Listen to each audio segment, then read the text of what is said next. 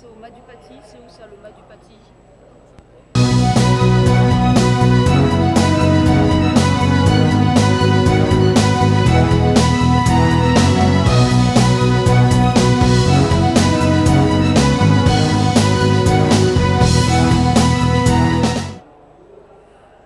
Bonjour. Aujourd'hui, nous allons parler des métiers du cheval en général. Et puis, sans... Ah oui, mieux. Ah, bien mieux. J'avais oublié d'appuyer sur le bouton. Bonjour, donc je répète. Bonjour à tout le monde. Nous allons aujourd'hui parler des métiers du cheval en général. Et puis, sans doute, du tourisme équestre en particulier vers la fin de notre heure, puisqu'on est ensemble 1 heure. Nous avons des invités, bien entendu, à ma gauche. Alors je ne sais pas si quand je dis ça, c'est à ma gauche. Ben oui, sans doute. Nathalie Ondé, qui est guide de tourisme équestre et qui fait de la randonnée et du tourisme équestre en Île-de-France. Nous avons Yannick Guyot de Quella, qui est de Bourgogne, lui, qui fait des randonnées aussi en Bourgogne et qui est également président du syndicat national de tourisme équestre. Et puis nous avons bien reconnaissable, donc Frédéric Sebol, qui est guide aussi de tourisme équestre dans les Pyrénées. Donc voilà, nous allons donc parler un petit peu de tout cela. Alors peut-être dire un mot sur le fait que je représente ici une agence, une maison d'édition, avec laquelle nous avons l'habitude de faire des moments d'information, et puis on s'est un peu spécialisé donc un petit peu dans toute la France, un petit peu dans tous les salons. Nous sommes associés à notre camarade des Chevaux du Sud, que l'on rencontre tous les ans au Sainte-Marie-de-la-Mer. Donc voilà, la première partie, ça sera 6 minutes de quelque chose autour du cheval de trait. Donc bien voilà, je vous convie à regarder les chevaux de trait avec nous.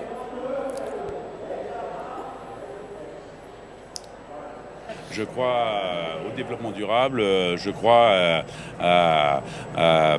au développement des emplois autour du cheval de trait. Petit à petit, on sent que la mayonnaise prend et qu'on réussit à construire quelque chose qui est un puzzle qui se met en place, quoi.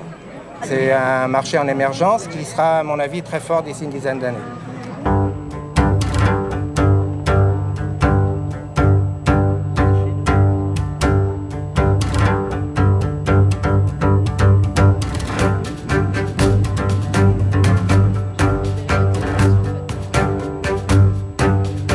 Au fil de nos recherches, nous découvrirons rapidement qu'une profession était en train de réapparaître, vigneron laboureur.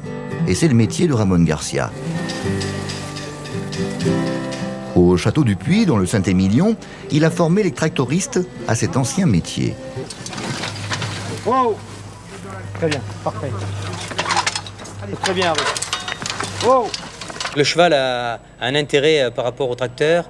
C'est donc son poids, il est plus léger, donc il compacte moins les sols. Il y a 12-13 ans maintenant, on a cherché à trouver quelqu'un pour venir travailler nos vignes, pour venir travailler nos sols, avec beaucoup de difficultés, puisqu'il n'y avait personne qui faisait ça, c'était le no man's land complet.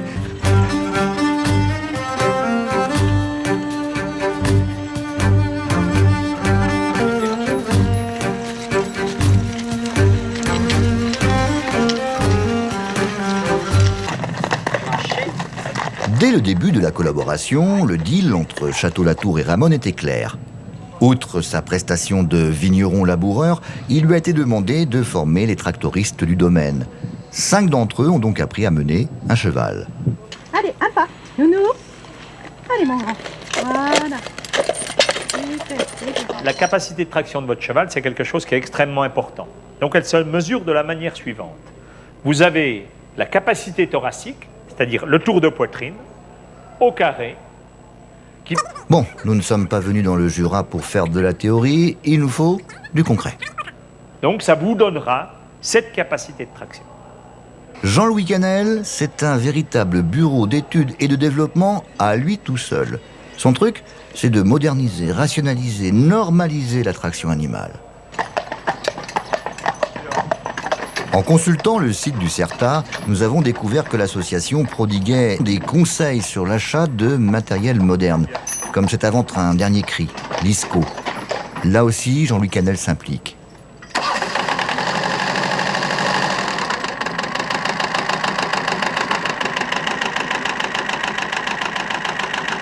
L'ISCO, c'est une faucheuse tirée par une paire de chevaux et actionnée par un moteur auxiliaire. C'est Jean-Louis qui a établi le cahier des charges de l'engin. A priori, ça bouge tout azimut dans la filière du cheval de trait en France. En tout cas, chez les utilisateurs. Pourtant, des éleveurs modernes, ça existe. Nous en avons rencontré en Mayenne. Les Léons, par exemple. Eux aussi sont confrontés au problème de la survie de leur élevage depuis l'effondrement de la filière boucherie. Ce poulain-là, vous allez en faire quoi? Pour le débardage. Un débardage de bois, comme de billes, comme dit l'autre. Parce qu'il n'est pas très grand, il est épais, il a de l'os et il convient.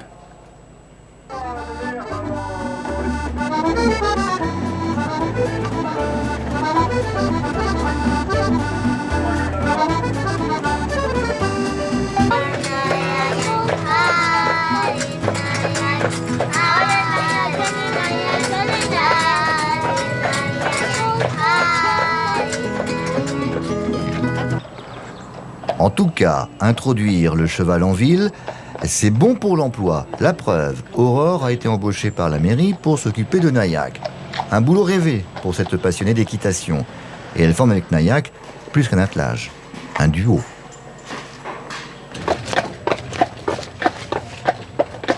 C'est pas une contrainte de travailler le midi comme... C'est un plaisir d'aller chercher les enfants, ils sont heureux de monter dans la calèche. Le cheval aime bien aller chercher les enfants. Moi j'aime le tien. Et voilà. Hop.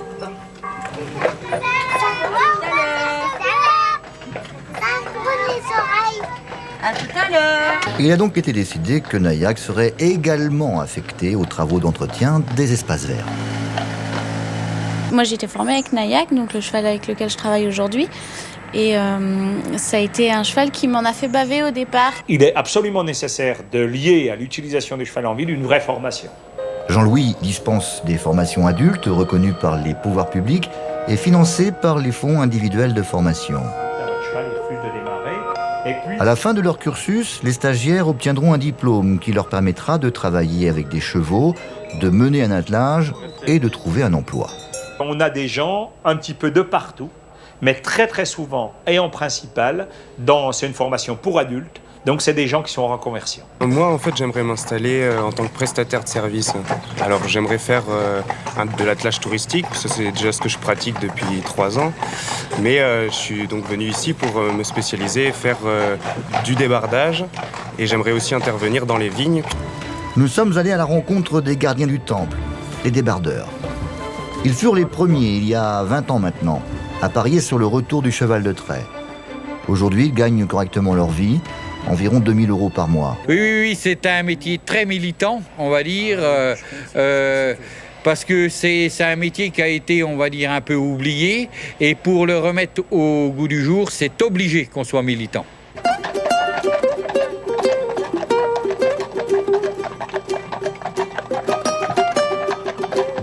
Je crois au fait qu'il y a effectivement un vrai avenir de cette utilisation de l'animal comme une vraie modernité aujourd'hui.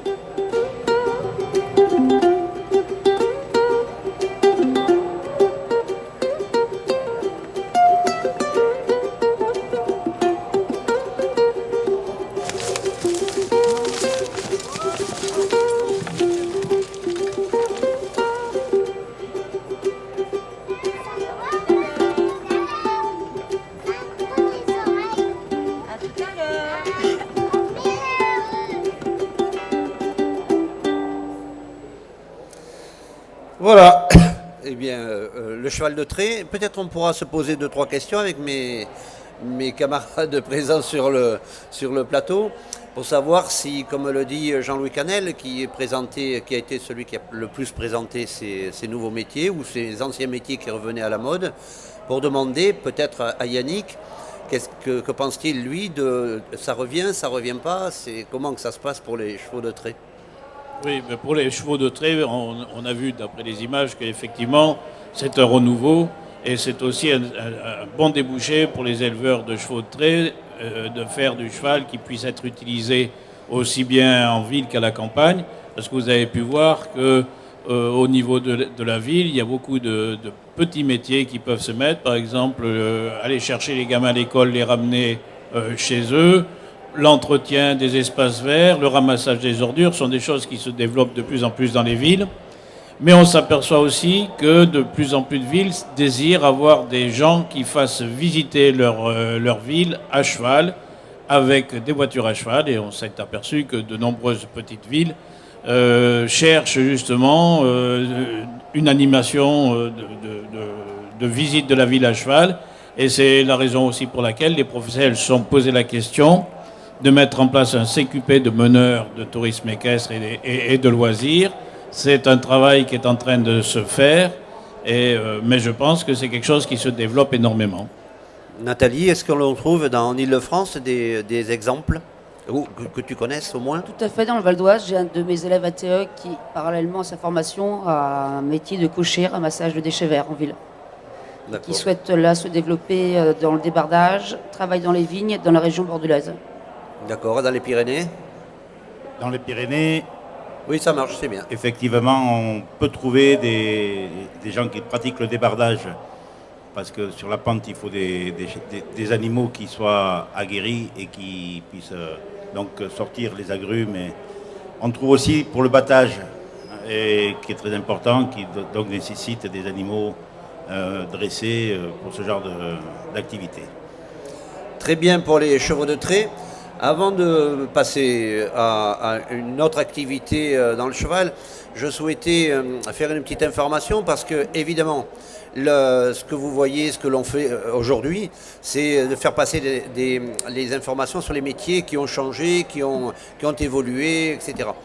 Donc je voulais présenter un petit peu aujourd'hui ce qui se passe dans le monde du cheval en disant qu'il a beaucoup évolué dans les 15 dernières années, que des petits comme ça métiers qui se faisaient de ci de là, eh bien c'est devenu une vraie filière avec comme dans tous les autres corps de métier d'ailleurs, où l'on retrouve dans cette filière eh bien aussi bien les courses que l'élevage ou que les choses qui sont liées à l'équitation ou à l'utilisation du cheval monté ou attelé. Donc ça a beaucoup changé et parce que disons que les professionnels se sont reconnus, se sont retrouvés et depuis même certainement plus de 20 ans, ont décidé de créer les conditions de réunion de ces professionnels en syndicat et en commission paritaire. Alors tout le monde ne le sait pas, mais il y a des syndicats, il y a des syndicats de patrons, il y a des syndicats de salariés, il y a des commissions paritaires d'ailleurs pour toutes les branches, on va appeler ça comme ça, toutes les branches, y compris donc pour cette branche qui concerne l'équitation et le cheval donc l'on monte. Eh bien, ce qui fait qu'aujourd'hui cette commission paritaire, avec donc les syndicats de patrons et avec les syndicats de salariés, sont à l'origine de toutes les lois et de tous les contenus, toutes les formations, de tous les diplômes, la plupart, puisque quelques-uns émanent plutôt de jeunesse et sport. Et donc on retrouve aujourd'hui un vrai travail de concertation. On parlera un petit peu plus de cela avec Yannick, qui est donc président d'un syndicat, qui est le syndicat national de tourisme équestre. Mais globalement, on peut quand même dire que on ne peut plus, comme autrefois, penser que ce ne sont pas des métiers, qu'on peut faire n'importe quel métier sans être formé. D'ailleurs, Jean-Louis Canel le disait tout à l'heure, la clé, c'est certainement la formation. Donc, alors d'autant plus, formation d'autant plus importante qu'elle débouche sur des diplômes et que dans certaines activités comme l'animation ou l'accompagnement, le diplôme est obligatoire pour exercer. Donc il se trouve que, en plus qu'il soit logique de se former pour faire un métier, c'est obligatoire de se former et d'avoir des diplômes pour exercer. C'est ce qui se passe dans le tourisme équestre, mais c'est ce qui se passe aussi dans l'équitation classique, puisque pour être moniteur, pour animer ou apprendre à monter aux gens, il faut être moniteur, ce qu'on appelait moniteur, et qui maintenant, où on trouve plusieurs diplômes aujourd'hui. Et voilà, ça c'est une obligation. Peut-être on peut parler de cela un petit peu avec Yannick. Pour ce qui concerne les diplômes, est-ce que tu peux nous expliquer un petit peu quelle est la différence entre des diplômes professionnels et des diplômes, admettons que l'on dise ça de jeunesse et sport, bien qu'eux-mêmes appellent ça des brevets professionnels? Oui, tout à fait. De toute façon, il faut savoir que dans nos activités, aussi bien d'animation, d'enseignement que d'encadrement, il y a une obligation de diplôme reconnue par l'État. Donc, pour l'équitation en général, il y a plusieurs filières. Il y a une filière nationale, une filière d'État, donc c'est le BPGEPS, le brevet professionnel d'éducation populaire et du sport, qui se conjugue au niveau des activités équestres sur 5 mentions, une mention équitation, une mention tourisme équestre, une mention western, une mention attelage et une mention équitation traditionnelle et de travail. Bon, ça c'est la filière d'État. Et la personne qui a ce diplôme a un diplôme d'enseignant animateur. Ensuite, vous avez une filière fédérale. La Fédération française d'équitation avait déjà depuis très longtemps mis des diplômes en place, et dont 2 diplômes sont restés. C'est l'accompagnateur de tourisme équestre et l'ancien BAP qui est maintenant l'assistant animateur équestre. Et comme disait tout à l'heure Gilbert, la profession s'est quand même constituée en véritable filière professionnelle. Les commissions paritaires existent depuis 1975. Il y a la commission paritaire des centres, des établissements équestres, dans laquelle font partie les organismes professionnels reconnus patronaux, c'est-à-dire il y a le GHN et le SNET, et les 5 centrales syndicales ouvrières. Et au sein de cette commission paritaire nationale, les professionnels ont créé donc des diplômes, des véritables diplômes professionnels qui s'appellent des certificats de qualification professionnelle, CQP. Il y a le CQP ASA, donc ça c'est l'assistant animateur soigneur, c'est l'assistant du moniteur, c'est la personne qui va pouvoir aussi bien dans un club commencer à animer les cours, commencer à mettre les gens à cheval et les amener en promenade, voire jusqu'en randonnée. Mais cette personne-là ne peut exercer que sous l'autorité d'un moniteur.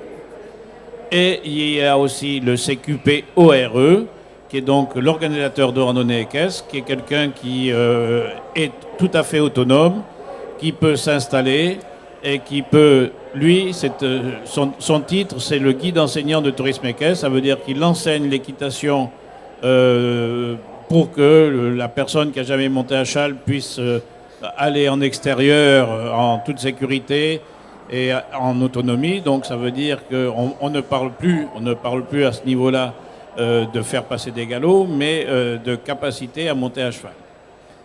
Ce CQP-OR, donc, c'est pour le tourisme équestre le métier qui correspond le plus aux personnes qui veulent faire et de la randonnée et de l'enseignement, parce qu'on sait très bien que un club où il n'y a qu'une personne qui ne fait que de l'animation, par exemple prenons un ATE et qui ne peut pas faire d'enseignement, il ne peut travailler qu'au niveau de la saison. C'est un excellent travail pour des saisonniers, mais c'est difficile d'embaucher pour un entrepreneur, d'embaucher un ATE pour le reste de l'année quand il ne fait pas de la randonnée toute l'année.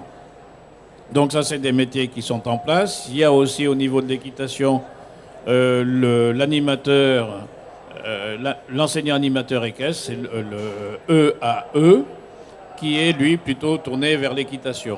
Et justement, actuellement, on est en train de voir si la possibilité de mettre en place un CQP de meneur qui serait autonome, mais ça serait un meneur de tourisme équestre et de loisirs, c'est-à-dire qu'il pourrait aussi bien amener les gens dans les villes pour faire visiter les villes, qui pourrait organiser de la randonnée avec des attelages. Donc on a compris qu'il y avait un certain nombre de formations et de diplômes, alors nécessaires pour certains et pour d'autres pas. Maintenant, peut-être on pourrait faire la différence, parce qu'on l'entend mais on ne le comprend pas tout le temps, entre des formations initiales et des formations professionnelles. évidemment, on vient de parler de formation professionnelle. C'est-à-dire qu'il faut être majeur, surtout pour l'accompagnement, où on demande à être majeur, bien entendu. La formation initiale, elle existe pour tout le monde, puisque c'est la formation qui va jusqu'au bac ou plus loin si on veut continuer ses études. Mais ce qui a changé dans ces 10 dernières années, c'est que le monde du cheval est entré dans le monde agricole. La formation naturelle, on va dire, ça serait plutôt un bac agricole. Autrefois, il était sur 4 ans, avec un brevet entre les deux, 2 ans pour le brevet et 4 ans pour le bac agricole. Aujourd'hui, il est sur 3 ans, comme tous les bacs, c'est un bac comme un autre. Et sauf qu'il est professionnel et sauf qu'on traite les choses sur le cheval. Est-ce qu'on peut dire quelque chose sur ce bac, sur cette formation initiale d'abord, et puis sur ce bac agricole? Oui, non, mais c'est une bonne base. Le bac au niveau agricole, c'est une bonne base, mais il ne permet pas d'exercer puisque à la sortie, on n'a pas le diplôme qui est reconnu par l'État pour animer, encadrer. C'est le seul problème. C'est que quand les jeunes sortent d'un bac, il faut qu'ils refassent une formation professionnelle pour pouvoir exercer. C'est vrai que toutes nos formations professionnelles s'adressent plutôt à des adultes. En ce qui concerne les CQP-ASA, comme les ATE, on a des jeunes. Dès qu'on passe au CQP Or, ça devient plutôt des gens un peu plus âgés qui sont souvent en reconversion. Mais c'est la suite logique. Le CQP-ASA, comme le BAPAT avant, va vers l'ATE, après on va vers le CQP-OR.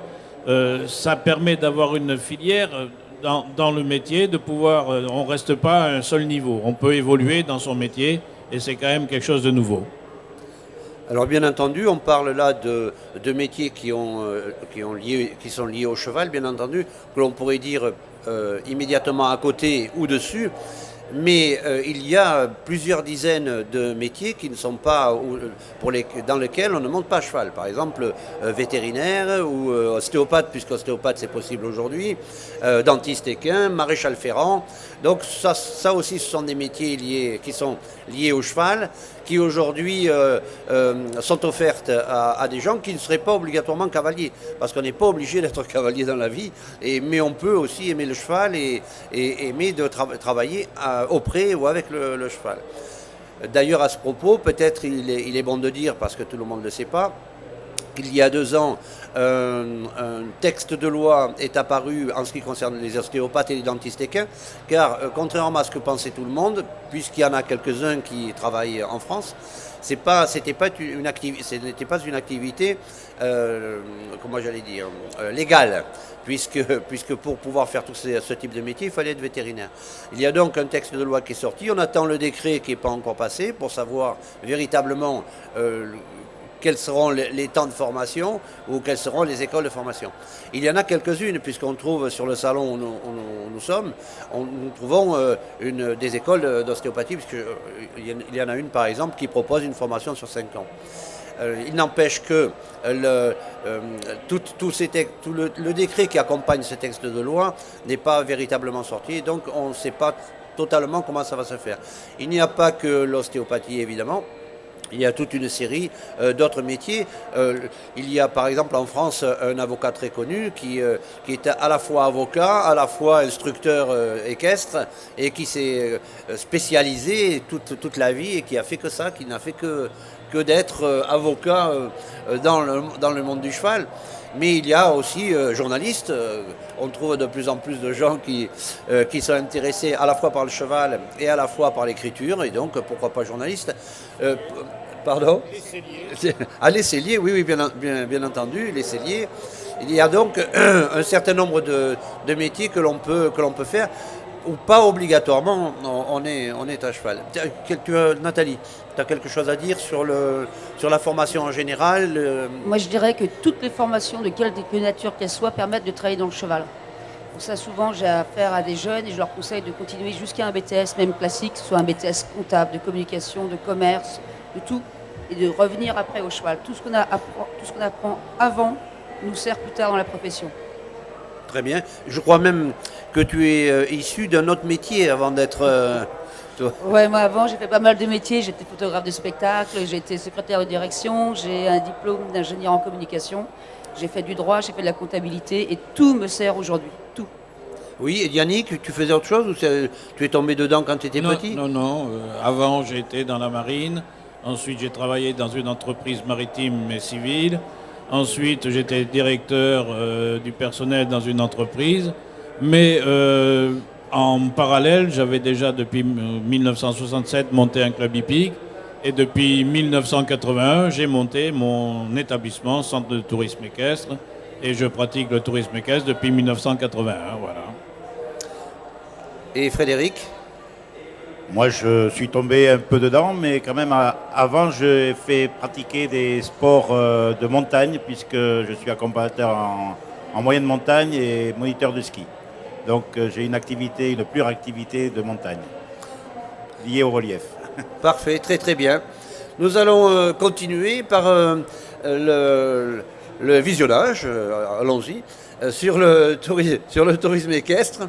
Et ensuite, nous parlerons un petit peu des activités tourisme équestre, un peu selon les régions. C'est pas inintéressant. Je suis pas sûr qu'on fasse du tourisme équestre en Île-de-France comme on le fait dans les Pyrénées ou comme on le fait en Bourgogne. Donc, il sera intéressant de parler un petit peu de ça et puis que nos invités nous expliquent. Donc allons-y pour ce petit bout de film. Je rappelle que le premier film que l'on a vu, ce sont des morceaux on le présentera tout à l'heure, d'un film qui est passé sur Equidia. Et donc on s'est permis d'en prendre des petits morceaux pour pouvoir mieux vous expliquer, que l'on a monté dans la nuit d'ailleurs. Nous remercions François-Xavier Bigot qui s'est attelé à l'histoire. Et voilà. Et là, c'est la même chose. Le petit bout de film que nous allons voir, eh bien, c'est Didier Parmentier qui l'a tourné. Nous en avons extrait des morceaux pour que ce ne soit pas trop long, donc qui dure un peu plus de 6 minutes. Voilà. Allons-y pour le tourisme équestre.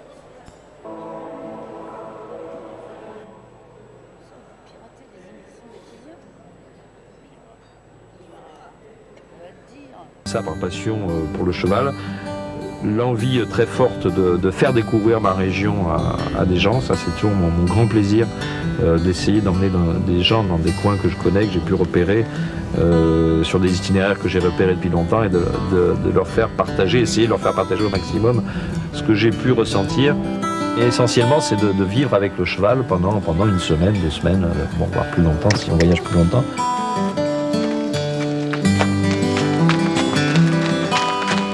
Donc là, on va suivre le pied du Luberon jusqu'à Lourmarin.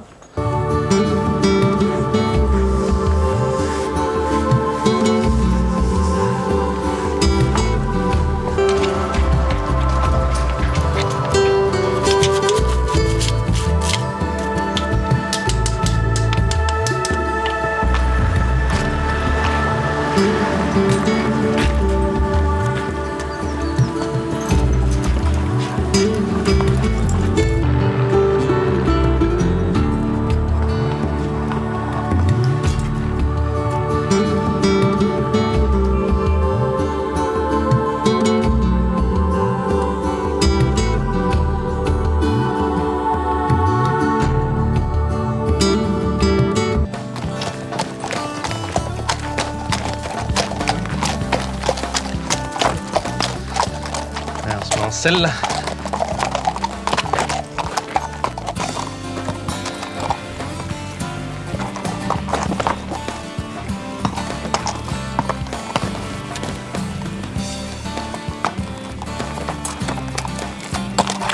Allez. C'est parti.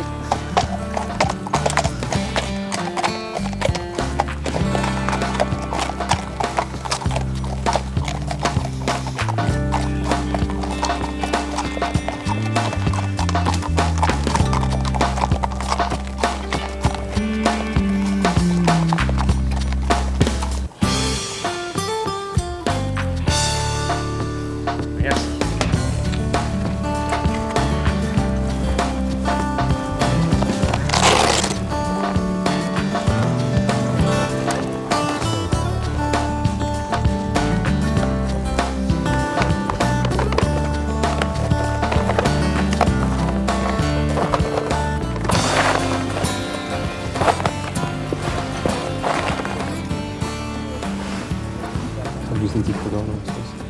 Donc là, nous sommes à ce carrefour. On va monter jusqu'au Mournègre, qui est le sommet du Luberon, à 1125 mètres. On va marcher sur la crête. On va suivre cette piste, qui est marquée d'ailleurs en équestre avec ce pointillé bleu.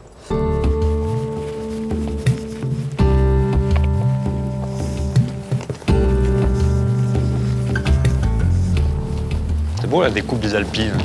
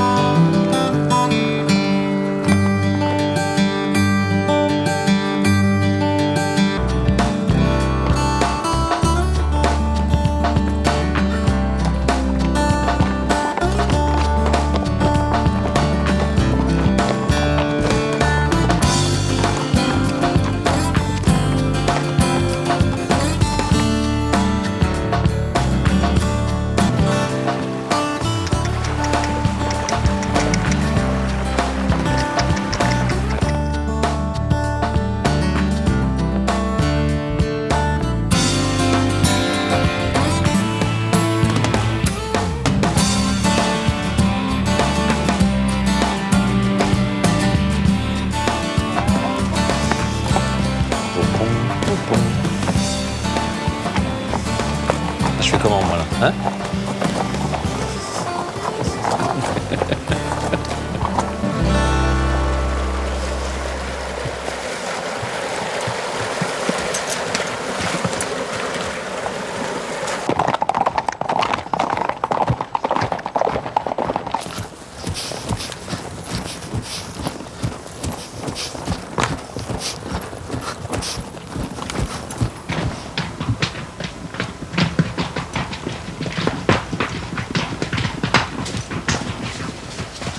C'est bon là.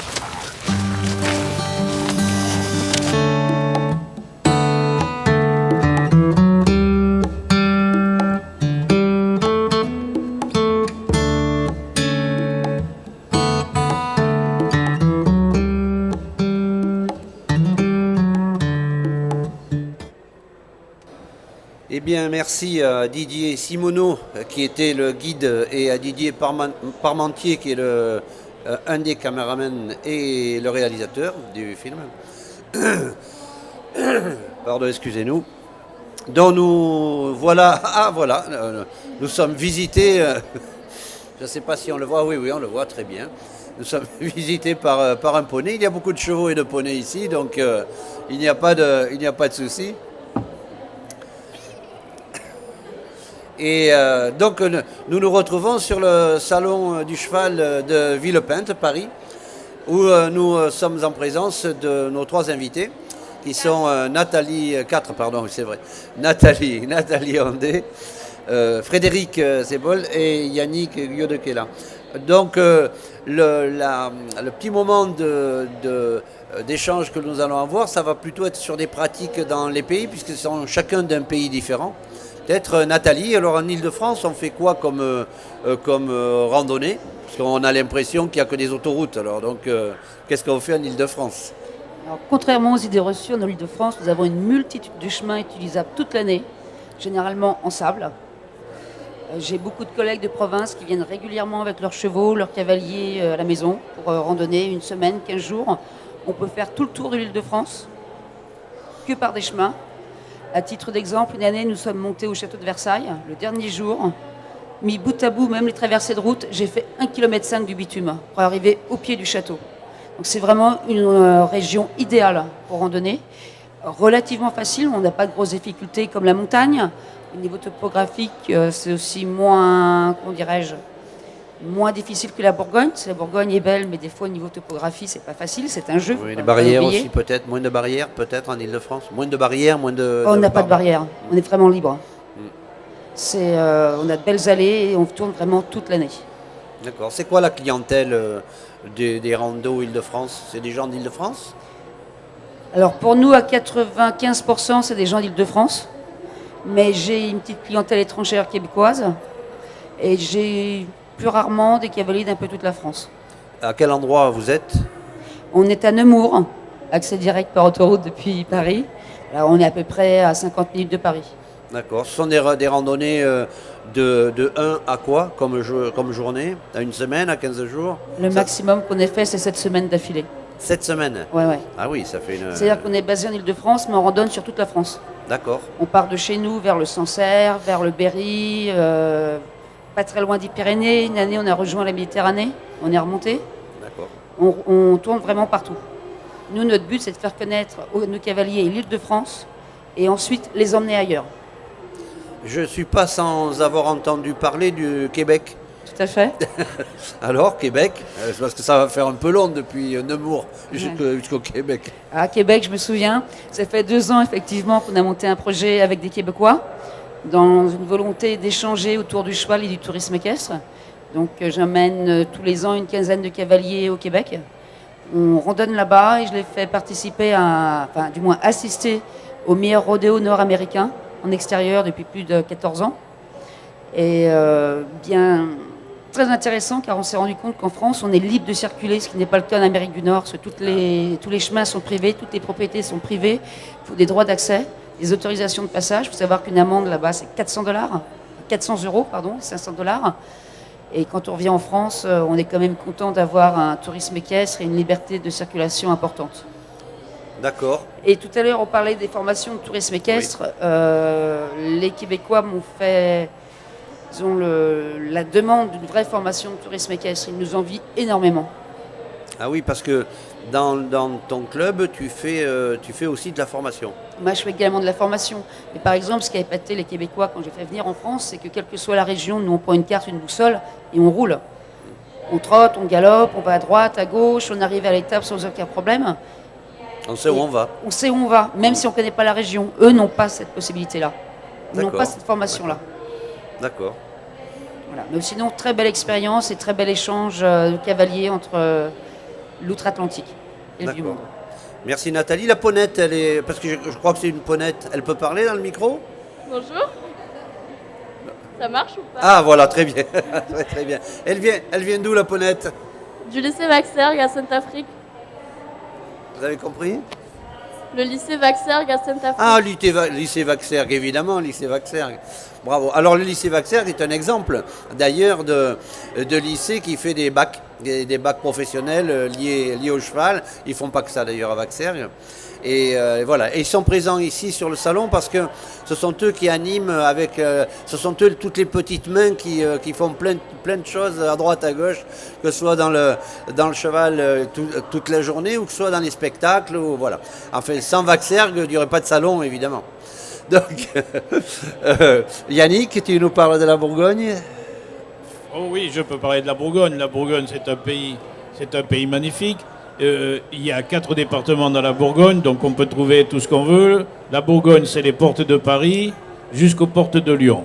Donc c'est quand même un espace dans lequel on peut randonner, et en plus agréablement, puisque en Bourgogne, on n'a pas besoin d'en parler, mais il y a les vins déjà qui sont très connus. Il y a des vins, on les a dans les 4 départements de la Bourgogne. En plus, on a aussi dans le sud la viande, puisqu'on est dans un pays d'élevage du charolais. Les paysages sont magnifiques. C'est pas un pays plat. Souvent, les gens pensent que quand on traverse la Bourgogne, c'est plat, mais pas du tout. D'abord, il y a le Morvan. Le Morvan est quand même un endroit très connu et très apprécié. Mais vous avez toutes les petites provinces, puisque on passe du Charolais, du Brionnais, du Clunisois. Après, ça c'est dans le sud. Après, on monte plutôt dans les vignobles de la Bourgogne du centre, la Côte d'Or. Ensuite, on va se retrouver dans Lyon, dans la Nièvre, où on a des paysages magnifiques. Alors, contrairement à ce que j'ai entendu tout à l'heure aussi, on n'a pas de barrière. L'avantage de nos itinéraires, c'est que pour beaucoup, il y a beaucoup d'endroits, par exemple, où il n'y a jamais eu de remembrement, ce qui fait que tout est comme à l'origine. Et dans nos pays, aussi bien pour l'élevage que pour les vignes, il y a énormément de chemins qui permettaient d'accéder aux pâtures, qui permettaient d'accéder dans les vignobles. Et tous ces chemins sont là. Dans notre secteur, enfin du côté de Lyon, vous avez la visite de Vézelay. Dans le sud, on a Cluny, par exemple. Et dans toutes les églises, dans tous les pays, il y a des petites églises romanes. On a une architecture romane magnifique. Et bien sûr, les chevaux de tourisme équestre sont des chevaux qui vivent en extérieur et qui ne posent aucun problème. Et en Bourgogne, le tourisme équestre se porte bien. Simplement, il faut attendre un petit peu les événements, parce que si la TVA passe à 20%, c'est sûr qu'énormément de petits établissements qui vous font visiter leur région risquent d'avoir des gros problèmes. Donc il faut absolument se mobiliser pour que cette TVA reste à un taux réduit pour l'équitation et pour toutes les activités équestres. C'est quoi la clientèle alors Bourgogne? Alors la clientèle bourguignonne, c'est plutôt, il y a bien sûr de la clientèle locale qui vient, mais la clientèle locale, elle vient surtout pour apprendre à monter, pour s'habituer un petit peu en extérieur. Mais la clientèle la plus importante qu'on a, c'est de la région parisienne, de la région lyonnaise, et aussi beaucoup d'étrangers, puisqu'on a beaucoup d'Allemands, de Hollandais, de Danois, de Suisses, on n'est pas loin de l'Oasis, qui viennent randonner. Pour la clientèle de randonnée, c'est beaucoup une clientèle étrangère. Et voilà, donc les gens viennent bien en Bourgogne pour visiter la Bourgogne, pour se déplacer. Et les randonnées durent de 2 à 5, 6, 7, 8 jours autour d'un lieu. Voilà, ça s'appelle le Moulin de Vaux, chez Yannick. Et c'est un très très joli endroit d'ailleurs. C'est en plein milieu de l'élevage de Charolais. Voilà. C'est à côté de Charolles. Voilà. Et on y mange D'ailleurs, on peut manger chez Yannick. On mange des côtes de bœuf, pas piquées des hannetons. Donc... Mais du vrai Charolais. Ah, du vrai Charolais. Et Frédéric, alors, comment on fait pour aller randonner dans les Pyrénées? C'est dangereux, non? Oui, les Pyrénées sont dangereuses, mais quand on les connaît bien et quand on a une cavalerie bien adaptée, on les aborde très facilement. Mais il faut savoir que les Pyrénées, c'est 400 mètres de long, 400 km de long sur 150 km de large. C'est une montagne, une cordillère, donc coupée de vallées et de hautes montagnes, mais aussi transfrontalière avec un côté sud espagnol, catalan, basque, côté nord, donc on a aussi 5 ou 6 départements qui se les partagent, des Pyrénées-Orientales jusqu'au Pays Basque, des Pyrénées-Atlantiques. Donc vous avez beaucoup de vallées et d'endroits à connaître. Donc nous sommes une trentaine de centres équestres, de tourisme équestre à se partager ces montagnes-là. Donc je vous invite à venir les découvrir. Car, vous allez en Espagne? Absolument, absolument. Nous sommes transfrontaliers et nous pratiquons beaucoup de randonnées versant espagnol. D'accord. Et c'est quoi les clients, alors, la clientèle La clientèle de tous bords, effectivement, puisque nous sommes un peu éloignés des grandes métropoles, mais nous avons de la clientèle donc, qui vient de partout, de l'étranger, comme des Parisiens et effectivement de toutes les grosses villes. Et au niveau des chevaux, c'est pas un petit peu plus dangereux de la montagne? Parce que je présume qu'il y a des endroits où vous passez, ce sont des sentiers, parce qu'il ne doit pas y avoir tellement de grands chemins ou de grandes routes. En haut, je parle d'en haut, je parle pas... Oui, effectivement. Donc nous montons sur des chemins de transhumance, des chemins qui ont été travaillés par l'homme, mais pour les animaux. On a des chemins, dont des sentiers, dont les chevaux qui pratiquent ces chemins sont des chevaux qui sont élevés chez nous et qui sont déjà préparés à aborder ces sentiers et donc qui ont une intelligence du terrain. C'est voilà. une race spéciale? Je pense aux Mérins. On a plusieurs races, mais effectivement, l'important c'est d'avoir des chevaux qui soient habitués au terrain et qui soient nés dans le coin. Donc on peut avoir du sel français comme du Mérins, que s'il est né dans la montagne, il saura avoir l'équilibre et l'intelligence du terrain. Je n'ai pas demandé d'ailleurs en Bourgogne, vous avez des chevaux particuliers ou en Ile-de-France? En Bourgogne, on n'a pas de chevaux particuliers. On a quand même, en Bourgogne, c'est un haut lieu de l'élevage du cheval de selle et du cheval aussi de la QPS. Mais pour la randonnée, on prendra plutôt des petits chevaux, des croisements de selle français, avec, chez moi, c'est croisements selle français et arabe, qui leur donnent de l'endurance. Mais tout cheval qui est éduqué, qui est bien éduqué, peut faire un très bon cheval de randonnée. Et en plus de ça, avec les haras nationaux, il y a très longtemps, on a mis en place des concours d'élevage qui s'appellent les labellisations loisirs, qui permettent de tester les chevaux à l'occasion de manifestations, à l'occasion de concours, qui sont des concours d'élevage. Et la labellisation loisirs permet aussi de montrer que dans une écurie, les chevaux ont été vus et sont des chevaux qui ont été éduqués. Nathalie? Moi, je me suis plus spécialisée dans ce que j'appelle le pur sang des prairies croisées portes et fenêtres. Ah oui. Surtout les soirs de pleine lune par-dessus la clôture. Nous, on sélectionne nos chevaux pour leur mental et leur endurance. Il faut qu'ils sachent vivre dehors, été comme hiver, et passer partout, et pas se poser de questions. Quand on leur demande de passer, ça avance et ça passe. Il n'y a jamais de souci. D'accord. Pour en revenir un petit peu plus, parce que finalement le temps passe, on parle, on regarde, on voyage, mais le temps passe. Et donc peut-être une dernière séquence qui pourrait être liée à la remarque que j'entends souvent. Je ne sais pas si je l'ai dit dans le courant de l'heure, mais je rencontre souvent les gens sur les salons et je réponds aux questions des parents ou des enfants d'ailleurs. Sur le fait de savoir si on peut avoir un vrai métier, si on peut faire une vraie carrière, peut-être tout le monde répondra, si on peut faire une vraie carrière dans le cheval. Oui, c'est un petit peu ce que je vous ai expliqué tout à l'heure.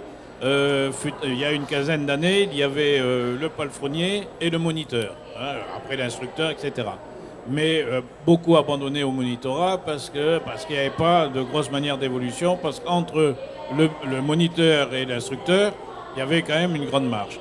Or maintenant on a vu qu'on peut commencer par un CQP ASA, c'est un animateur, on continue par un CQP OR ou un CQP AE qui est un animateur enseignant, et on peut continuer vers le BPGEPS et après vers les DEGEPS, puisque ça existe, et évoluer dans sa carrière. On n'est pas obligé de rester toute sa vie au niveau de l'animateur de base. Après, chacun évolue en fonction de ses désirs. Et puis, bon, c'est vrai que c'est un métier difficile. C'est un métier dur où il ne faut pas regarder la montre tous les jours parce que ça ne va pas marcher. C'est un métier aussi physique. Mais quand on aime, il faut aimer et les chevaux et les gens. Si on n'en aime qu'un des deux, ça ne fera pas marcher la mayonnaise. Il faut aimer les deux. Et puis il faut aimer vivre dans la nature, être dehors presque tout le temps. C'est des fois un peu moins confortable quand il commence à faire froid, qu'il faut aller casser la glace, mais ça fait partie du métier. Et la question que l'on me pose, c'est la question des salaires. Il y a des salaires. Est-ce qu'on peut être employé? Est-ce qu'il y a des salariés?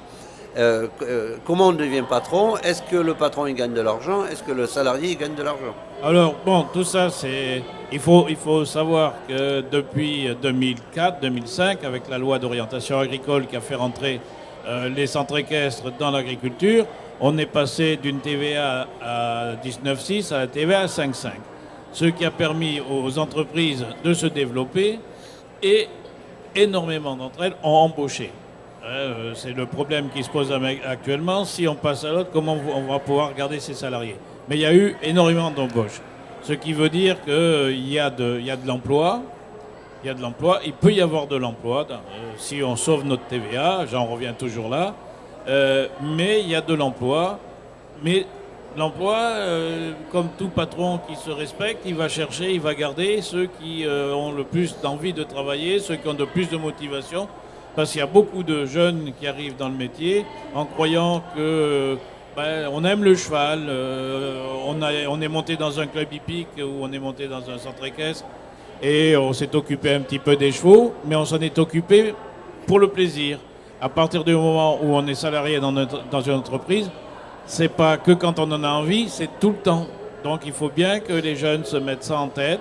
Et le mieux, c'est qu'ils aillent quand même, qu'ils fassent des stages, qu'ils aillent dans le métier, qu'ils voient comment ça fonctionne. Mais il y a du travail, il y a de l'avenir. Mais voilà, il faut de la volonté, il faut aimer Et alors après, bien sûr, devenir patron, c'est pas compliqué, mais il faut en avoir déjà envie. Il faut avoir quelques moyens, il faut avoir de l'expérience. Et un jour, on peut se dire, tiens, je vais monter ma propre entreprise. Si on a les diplômes requis, c'est-à-dire à partir du CQPR, même de l'ATE, pour faire que de l'accompagnement de promenade ou de randonnée, à partir de ce moment-là, on peut monter une petite entreprise. C'est pas énorme, c'est pas très compliqué à faire. C'est quoi le montant du salaire? Et puis on va demander son avis. Alors, le montant du salaire, de toute façon, en débutant, c'est le SMIC. D'accord. En débutant, c'est le SMIC. Actuellement, justement, dans les commissions paritaires, on est en train de retravailler sur ces grilles d'emploi et de salaire pour essayer de donner un peu plus d'attractivité à notre métier. Mais il faut savoir que les employeurs et les petites boutiques, ce n'est pas les gens qui gagnent beaucoup d'argent. Il y a du travail, mais on ne gagne pas beaucoup d'argent. Merci Yannick. Frédéric, qui dit quoi? Effectivement, au niveau du salaire, il faut savoir tout faire. Et donc, il faut avoir tous les atouts en main pour pouvoir développer sa structure si on veut se monter en entreprise, en auto-entrepreneur, je dirais. Donc, effectivement, si vous ne savez pas ferrer, si vous n'avez pas rentré dans la communication, si vous ne savez pas vous déplacer, si vous n'avez pas de camion, il faut savoir tout faire. Donc, voilà. Donc, la porte est ouverte à beaucoup d'évolution dans ce métier-là, de toute manière. Et est-ce que toi, tu es patron?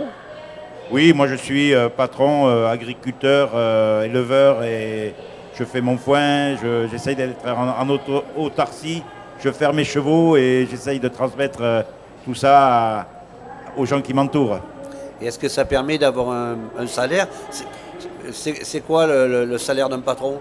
Le salaire d'un patron est difficile à évaluer parce qu'on est toujours en train de réinvestir. Le peu que l'on a, on le réinvestit. Donc du coup, c'est sur ce qu'il vous reste. Il faut penser que de bien vivre et d'en profiter au maximum. Mais en fait, il ne faut pas penser non plus à gagner beaucoup d'argent, je pense. D'accord. On est toujours en train de le réinvestir. Merci Frédéric. Nathalie, elle dit quoi? Mais je dirais que c'est bien résumé, j'ai rien d'autre à rajouter. Je voudrais juste, par contre, dire une chose, c'est que les difficultés que peut avoir un centre équestre, c'est les difficultés que rencontre toute petite entreprise en France. Quel que soit le secteur. Moi, par exemple, j'ai travaillé longtemps dans le BTP, dans une petite entreprise, c'est les mêmes difficultés. Donc, on vit bien, je dirais qu'on a une très belle qualité de vie, on est des passionnés, on aime ça, mais on ne roule pas sur l'or, c'est sûr. Mais entre choisir la qualité et on va dire un boulot de salarié de tous les jours, je préfère la qualité de vie. Ça coûte quoi un cheval aujourd'hui? Un cheval de rando? Ça coûte pas très cher. Ça coûte pas très cher un cheval de rando, mais ce qui coûte le plus cher, c'est l'entretien, je dirais. Absolument, on peut acheter des chevaux pas chers, mais l'entretenir, ça revient un peu beaucoup plus cher. Mais il faut savoir que dans les prix, il y a tous les prix. Ce qu'il faut éviter, c'est souvent les chevaux droits et forts. Vaut mieux trouver un petit cheval, un jeune cheval qui n'a pas d'origine peut-être, mais qui va être très bien pour faire de la randonnée et du tourisme équestre, plutôt que de prendre un cheval qui a déjà couru comme trotteur ou galopeur et qu'il va falloir retravailler entièrement pour le mettre à notre main, pour le mettre dans des conditions où il ne va pas avoir peur en extérieur, où il ne va pas prendre la main, où il va être bien. Vaut mieux acheter des chevaux qui sont nés et qui vivent à l'extérieur. D'ailleurs, me disait un professionnel, en réalité, la problématique du cheval ou de la randonnée, c'est pas tant le dressage du cheval que les cavaliers, parce que je présume que dans vos cavaliers, vous avez énormément de gens qui ne savent pas monter à cheval, justement. Alors moi j'ai les deux. On va dire que le jeune cavalier, celui qui vient apprendre avec nous, on lui apprend également le savoir-vivre équestre. C'est des choses de base dans la vie. Bonjour, merci, au revoir, c'est une base. À cheval, c'est la même chose. Et pour les cavaliers, on va dire plus aguerris, on leur apprend la manière de vivre du tourisme équestre. C'est-à-dire que nous, on ne va pas placer nos chevaux pendant 1 heure, 2 heures. On leur demande d'avancer, d'être calme. Et on essaie d'expliquer aux cavaliers que quand ils se sentent bien à cheval, ils ne joueront pas le cheval. Tout simplement. Donc oui, il y a une éducation du cheval dans nos métiers, mais il y a une éducation de l'homme également. Bon, ça veut dire qu'on peut dire à des gens jeunes, continuez vos études, faites un bac ou plus d'ailleurs, si affinité. Et puis dirigez-vous vers un brevet GEPS par exemple, qui est un brevet de jeunesse et sport, ou tout simplement une formation professionnelle, puisqu'on a la chance, ce n'était pas le cas dans les années avant 2000. Et là, aujourd'hui, on a la chance d'avoir beaucoup de formations et des diplômes qui vont du plus simple de type niveau CAP jusqu'à niveau 4, si on dit niveau 4 par exemple pour le bac. Et donc, ça permet d'avoir tout un éventail de formations, et pas que dans le tourisme équestre, évidemment. Mais bon, le tourisme équestre, ça nous tient à cœur, évidemment. Donc, on en parle davantage. Fred ? Oui, on peut aborder le métier en faisant une formation d'apprentissage. Hein, c'est ouvert aux jeunes jusqu'à 25 ans, hein, ne l'oubliez pas. Très bien. Yannick, quelque chose à rajouter ? À rajouter, oui, le tourisme équestre est une véritable école de la vie. On éduque les chevaux, comme disait notre amie Nathalie, mais on éduque aussi les cavaliers. On apprend, on ne forme pas des cavaliers, on forme des hommes de chevaux. C'est-à-dire que dans nos établissements, les gens ne font pas que monter à cheval. Ils apprennent à s'occuper du cheval. Ils vont chercher le cheval dans le pré, donc ils apprennent comment on aborde un cheval. Après, ils apprennent comment on pense un cheval correctement, comment on le selle, comment il vit. Je veux dire, on forme des hommes de chevaux avant de former des cavaliers. Voilà ce que je veux dire. Et le tourisme équestre permet ça. Et c'est pour ça que le tourisme équestre doit continuer à vivre de sa belle vie, du véritable tourisme équestre, celui que l'on fait, qu'on amène les gens en extérieur, même des gens qu'on ne connaît pas. Et il faut reconnaître que la plupart du temps, les gens réservent pour une randonnée. Ils arrivent le dimanche soir ou le lundi, on part avec une équipe de personnes qu'on ne connaît pas, qui ne se connaissent pas entre eux, on ne connaît pas tout à fait leur niveau. Il faut arriver que pendant la semaine, toute cette salade se prenne et que quand les gens partent, ils se connaissent tous, ils se donnent leurs adresses, ils s'envoient les photos, et ça c'est une réussite. Merci Yannick, merci Frédéric, merci Nathalie. Merci à Didier Parmentier, sans qui nous ne serions sans doute pas là. Merci au Salon du Cheval, parce que évidemment, ça n'existait pas l'année dernière et ça existe cette année. Et franchement, ce plateau télé est un vrai bonheur. Merci à moi-même. Donc, je ne sais pas si on peut, je peux montrer. Oui, je ne sais pas si c'est de la pub, ce qui me voit. Voilà. Donc ça, c'est un livre qui a été fait. Il y a un site aussi qui s'appelle Les Métiers du Cheval, sur lequel vous pouvez trouver à peu près toutes les informations qui ont été données là. Donc, bonne journée à tout le monde. Bon Salon du Cheval, puisque tous les trois ont des stands sur le Salon du Cheval. Et merci encore, merci aux techniciens. Voilà. Bonne journée à vous tous.